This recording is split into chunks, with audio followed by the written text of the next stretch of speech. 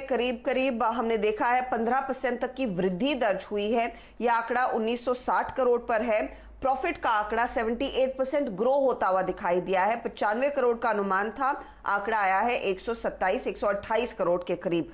Provisions company ने करीब 602 करोड़ के आसपास के किए हैं इस तिमाही में। तो ये आपने जहन में रखना है, लेकिन स्लिपेजेस का आंकड़ा ध्यान रखिएगा तो 5,318 करोड़ पर है। तो ये बात हुई आईडीएफसी फर्स्ट बैंक की। डिपॉजिट्स पर भी हमने देखा है थोड़ा सा प्रेशर बना है इस क्वार्टर में। अब आइए आप डीसीबी के आंकड़ों पर, और डीसीबी के आंकड़ों में अगर आप देखें प्रॉफिट में ग्रोथ है, 13% तक की ग्रोथ दर्ज हुई है। 65 करोड़ के अनुमान के सामने करीब करीब 78 करोड़ का आंकड़ा कंपनी ने पोस्ट किया। ब्याज से आय हालांकि 4% घटी है। 332 करोड़ का अनुमान था, 311 करोड़ ही कंपनी ने डिलीवर किया है। लेकिन यहां पर भी एसेट क्वालिटी में अगर आप देखिएगा, प्रोविजन कवरेज जो है 70% से ज्यादा की है। क्वार्टर ऑन क्वार्टर बेसिस पर वीकनेस देखने को मिल रही है सीवी सेगमेंट, एमएसएमई और एसएमई सेगमेंट में। कॉर्पोरेट लोन पोर्टफोलियो में भी वीकनेस है। तो डीसीबी के तिमाही नतीजे अच्छे नहीं हैं। कैथलिक सीरियन बैंक यानी कि सीएसबी के नंबर्स आए। यहां पर हमने देखा है प्रॉफिट का आंकड़ा आया है करीब करीब 43 करोड़ का। पिछले साल इस तिमाही में एक लॉस था। ब्याज से आय में 75% तक की वृद्धि है। तो ये को नंबर्स अच्छे हैं, लेकिन स्लिपेजेस बहुत हाई है, क्योंकि Q4 में कंपनी ने कोई भी राइट ऑफ नहीं किया। Q3 में राइट ऑफ था, लेकिन Q4 में बिल्कुल राइट ऑफ नहीं किया है। और ग्रॉस एनपीए उस लिहाज से फिर 2.68% पर आए हैं। क्वार्टर ऑन क्वार्टर सुधार देखने को मिला है। तो कैथलिक सीरियन बैंक का परफॉर्मेंस अच्छा रहा है इस तिमाही में। चोलामंडलम इन्वेस्टमेंट के भी तिमाही नतीजे आए, जहां पर हमने देखा है स्थिति ठीक नहीं लग रही है। प्रॉफिट 495 करोड़ के पोल के सामने 245 करोड़, तो प्रेशर है। साल दर साल बढ़ा हुआ दिखाई देगा, लेकिन उम्मीद पर खरा नहीं उतरा है ये प्रॉफिट का आंकड़ा। ब्याज से आय में 32% की ग्रोथ साल दर साल बेसिस पर, लेकिन यह भी एक मिस है, क्योंकि 1530 करोड़ के आंकड़े का अनुमान था। ये 1359 करोड़ पर आकर सिमट गया है। एसेट क्वालिटी में हमने देखा है थोड़ा सा प्रेशर देखने को मिला है। ग्रॉस एनपीए 3.75% से बढ़कर 3.96% पर आए, और प्रोविजंस भी करीब करीब क्वार्टर ऑन क्वार्टर बेसिस पर 13% बड़े हैं। तो चोला के लिए भी परफॉर्मेंस थोड़ा सा फीका। चोला के लिए अगर आप देखिए परफॉर्मेंस काफ़ी फीका, और जहाँ से जिस नोट पे हर्षिता ने बात शुरू करी थी बंधन बैंक, वो एक और अगर आप देखें तो काफ़ी वीक परफॉर्मेंस देखे गया है। और आई मीन छाती के लिए बहुत बड़े डैमेज की स्थिति में है। और अक्टूबर 2020 से लेके अब तक का एक बेस है, क्या वो वॉलेट होगा? बात करते हैं पहले यतिन से। यतिन, बंधन बैंक और आईडीएफसी फर्स्ट बैंक, इन दोनों पे हाउसबूज क्या है, जरा समझाइए उनको। देखिए वीरेंद्र, पहले बात करते हैं बंधन बैंक की, क्योंकि यहाँ बड़े बड़े टारगेट प्राइस कट्स आए हैं। मोर इम्पोर्टेंटली डिसअपॉइंटमेंट जो क्वार्टर के रिजल्ट्स में हमको देखने को मिली है, उससे भी काफी प्रेशर आज बनते हुए दिखाई दे सकता है शेयर पे। जहां तक कि सीएलएसए का सवाल है, इन्होंने शेयर को डाउनग्रेड किया है, अंडर परफॉर्मर किया है, आउट परफॉर्मर से लक्ष्य रखा है 300 रुपए। सीएलएसए का मानना यह है कि जिस हिसाब से नियर टर्म अनसर्टेनिटी है, कलेक्शंस में दिक्कतें आ रही हैं, और जो दूसरी कोविड की यानी कि कोरोना की मार हमको देश भर में देखने को मिल रही है, उससे एमएफआई बिजनेस और कलेक्शंस में दिक्कतें आ सकती हैं।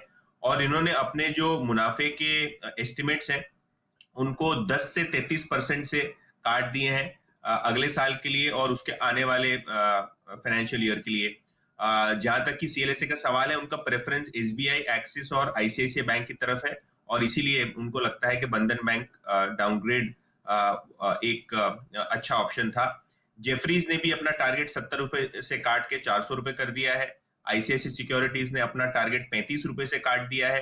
क्रेडिट स्विस ने अपना टारगेट लगभग 10% से काट के अभी 330 रुपए कर दिया है बंधन बैंक पे। तो जनरल हमने कट्स देखे हैं बंधन बैंक के टारगेट्स में। जहां तक कि आईडीएफसी फर्स्ट का सवाल है, सीएलएसए ने यहाँ एक डाउनग्रेड लगाया है। अंडर परफॉर्मर बाय रेटिंग थी इनकी, पहले टारगेट कर दिया 50 रुपए, जो पहले 60 रुपए के आसपास था। सीएलएसए का मानना यह है कि जिस हिसाब से आगे चलते हुए प्रॉफिट में इंप्रूवमेंट देखने को मिलेगी, इसीलिए टारगेट में ज्यादा उन्होंने कटौती नहीं की, डिस्पाइट द फैक्ट दैट नतीजे काफी खराब थे। लेकिन डेट टाइम बुक वैल्यू पे सीएलएसए को लगता है कि काफी महंगा आईडीएफसी फर्स्ट बैंक का शेयर है, और इसीलिए इन्होंने यहाँ एक डाउनग्रेड रखा है।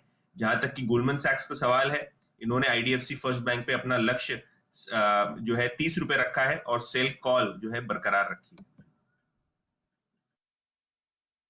ओके, तो यहाँ पे अगर आप देखें तो आईडीएफसी फर्स्ट बैंक पे सेल कॉल बरकरार है, और इससे पहले जो यति ने टिप्पणी करी बंधन बैंक, आई मीन वो तो और डिजास्टर्स रहा। और एक और चीज़ याद रखिएगा कि बंधन बैंक में, आई मीन इसको हम कैसे रीड करें, प्लीज़ डायरेक्टर साहब जरा इसका ईयरली चार्ट लेके आइएगा। इसमें एक लेवल था 11 जनवरी को 423 रुपये का, आज ये खड़ा है 297 पे। मैं 297 इस प्राइस को इसलिए मेंशन कर रहा हूँ क्योंकि यही जनवरी 28 का लो भी था। दैट मीन्स एक बहुत सीरियस ब्रेकडाउन स्क्रीन पे विजिबल है। अब क्या ये शॉर्ट करें इन नंबर्स के साथ, इन हाउस व्यूज़ के साथ? मानस से बात करते हैं। मानस, एक मैसेज ये देगा मेरे ख्याल से 290 के नीचे कि बॉस मैं अब सिंक हो रहा हूँ और पॉसिबली मैं 248 या फिर 240 की ट्रेजेक्टरी को छूँगा। आप कैसे अप्रोच करेंगे? नंबर्स आपने सुन लिए, हाउस व्यूज़ आपने सुन लिए, चार्ट कितना खराब है आपने देख लिया, बेस वॉल्यूशन में खतरा है आपने ये भी देख लिया। आप कैसे अप्रोच करेंगे एज ए ट्रेडर इस ट्रेड को? आप देखिए, हम केवल ट्रेडिंग की बात करें तो ट्रेडिंग के लिहाज से तो डेफिनेटली स्ट्रक्चर वीक लगता है। एक इम्पॉर्टेंट सपोर्ट था 303 रुपए का, वो भी स्टॉक ने ब्रेक कर दिया है। जितने इम्पॉर्टेंट मूविंग एवरेजेस हैं उसके नीचे स्टॉक फिसल गया है, तो मैं नहीं समझता कि अभी खरीदारी करने की जरूरत है। आपको इंतजार करना पड़ेगा एक ब्रेकआउट का। अगर स्टॉक 20 डे मूविंग एवरेज के ऊपर निकले, जो कि मेरे ख्याल से 318 317 की रेंज में है, तभी आपको खरीदारी करनी है। अदरवाइज उससे पहले 320 रुपए से पहले हर उछाल पे बिकवाली करने ऐसे मौके हैं। पैटर्न वीक लगता है और ऐसा लगता है कि स्टॉक शायद 260 265 की रेंज में जाने की कोशिश करेगा।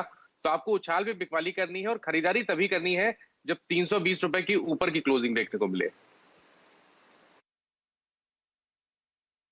ये रणनीति आपके सामने सेट हो रही है बंधन बैंक पर। यहाँ पर ऑलरेडी एक शॉर्ट कॉल गाबा साहब ने दी है, काउंटर नवंबर के लोएस्ट लेवल्स के पास ट्रेड करता हुआ।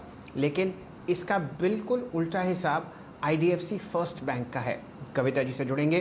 कविता जी, आपके सामने 56 रुपये 70 पैसे पे ये काउंटर बंद हुआ फ्राइडे को। नतीजे बहुत ही शानदार थे। उम्मीद से मुताबिक आपने बेहतर यहाँ पर प्रॉफिट आता हुआ देखा है, लगभग 128 करोड़ का। अब बताइए चार्ट्स पर आपको आईडीएफसी फर्स्ट बैंक कैसा लगता है? यस शैल जी, आईडीएफसी फर्स्ट बैंक को अगर आप देखें तो एक स्टॉक ने एक अच्छा करेक्शन दिया है। ऑन हायर टाइम फ्रेम भी अगर हम इसे देखें तो इसने करीबन 70 रुपए से एक अच्छा करेक्शन दिया और अराउंड 46 के लेवल्स पर एक अच्छा बेस क्रिएट हुआ है। ब्यूटीफुल हैमर पैटर्न के बाद पिछले 2-3 वीक में हमने इसमें कुछ पोजीशन बाय पोजीशंस बनते हुए देखी हैं। वंस अगर ये 57-58 लेवल्स को जैसे ही क्रॉस करेगा, मुझे लगता है आईडीएफसी में एक फर्दर स्ट्रेंथ हम आते हुए देखेंगे। अगर पोजिशनली मैं देखूं तो मुझे लगता है विद इन अ सर्टेन इस पर्टिकुलर वीक में भी अगर हम देखें तो 60-65 के लेवल्स इमीडिएट टारगेट्स होंगे। वेयर थोड़ा सा पोजिशनल टारगेट देखें तो 67 के लेवल्स को ये अप्रोच कर सकता है। वेयर एज इन इंट्राडे अगर हम देखें तो थोड़ा सा वेट करना चाहिए 57-58 के ऊपर निकले तो मुझे लगता है stock is potential to move up to 60 के लेवल्स तक ये मूव कर सकता है। पोजिशनली स्टॉक को ट्रैक करना चाहिए और 57-58 के ऊपर निकले तब इसमें बाइंग करनी चाहिए। यहाँ पर आपको तेजी आती हुई दिख रही है, ध्यान दीजिए। लो टिकट आइटम है और नतीजे बढ़िया हैं। और हमारे साथ इस कंपनी के मैनेजिंग डायरेक्टर श्री वैद्यनाथन साहब आपको जुड़ते हुए दिखेंगे 10:30 बजे। प्रदीप जी के साथ चर्चा होगी आईडीएफसी फर्स्ट बैंक पर, उस चर्चा को आप ज़रूर सुनें। वापस जुड़ते हैं हर्षदा जी से, और जो बचे कुचे नतीजे हैं जो उनको पसंद आए उनको खांचों में डालते हैं, गुड, बैड और अगली। तो बताइए हर्षदा जी, कौन से नतीजे अच्छे थे, बुरे थे और बहुत बुरे थे? तो मैं बहुत जल्दी से बता देती हूँ कि अच्छे नतीजे कहाँ पर आए हैं। तो थायरोकेयर परफॉर्मेंस अच्छा है। डायग्नोस्टिक बिजनेस साल दर साल तकरीबन 49% माफ कीजिएगा बढ़ा है। एबिटा में 86% तक की वृद्धि, रेवेन्यू 45% बढ़ा और प्रॉफिटेबिलिटी देखने को मिली है 37 करोड़ की, जहां पर पिछले साल इसी तिमाही में लॉस था। और याद रखिएगा उम्मीद से बेहतर ये प्रॉफिट का आंकड़ा है। तो थायरोकेयर अच्छा परफॉर्मेंस।